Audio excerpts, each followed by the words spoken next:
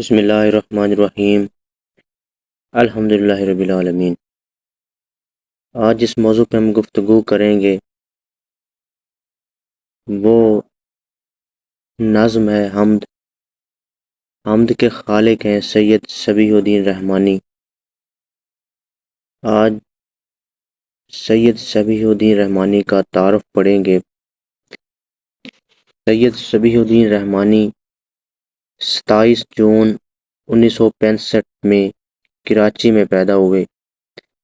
آپ کے آباء و اجداد کا تعلق حیدرآباد دکن کے سادات گھرانے سے تھا۔ ان کے والد سید اسحاق الدین نے جامعہ کراچی میں ملازمت کی اور اسسٹنٹ امتحانات کے عہدے سے سبق دوش ہوئے۔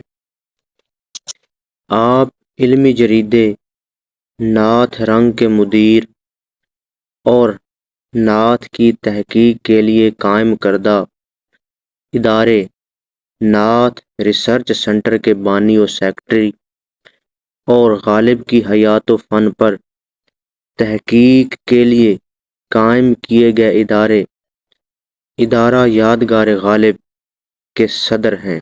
گھر میں مذہبی ماحول کی وجہ سے آپ میں عشق رسول صلی اللہ علیہ وآلہ وسلم کا جذبہ تمام تر رہنائیوں کے ساتھ موجود تھا۔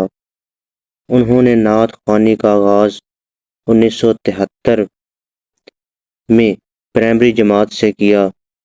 آپ کو متعدد ممالک میں نعت پڑھنے کا شرف حاصل ہے۔ آپ ہمہ جہت شخصیت ہیں۔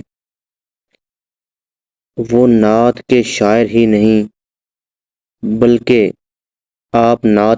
ہی نہیں بلکہ نعتیہ ادب کے محقق و نقاد اور نعت خواں بھی ہیں۔ آپ ان خوش قسمت شاعروں میں شامل ہیں جنہیں زندگی میں ہی شہرت نصیب ہوئی۔ اگر سید صبیح الدین رحمانی کی ملازمت کے بارے میں گفتگو کریں، انہوں نے ملازمت کا آغاز 1983 میں پاکستان ٹیلی کمیونیکیشن کمپنی میں بحیثیت ٹیلی فون آپریٹر کے کیا۔ تصانیف دیکھیں جو ان کی نعتیہ تصانیف ہیں۔ ماہ طیبہ ہے، جادہ رحمت ہے، خوابوں میں سنہری جالی ہے، کلیات صبیح رحمانی جو دارالاسلام لاہور سے 2019 میں شائع ہوا۔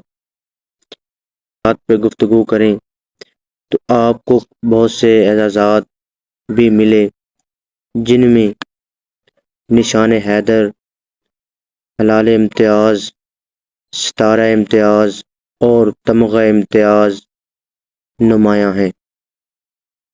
یہ تھا آپ کا مختصر تعارف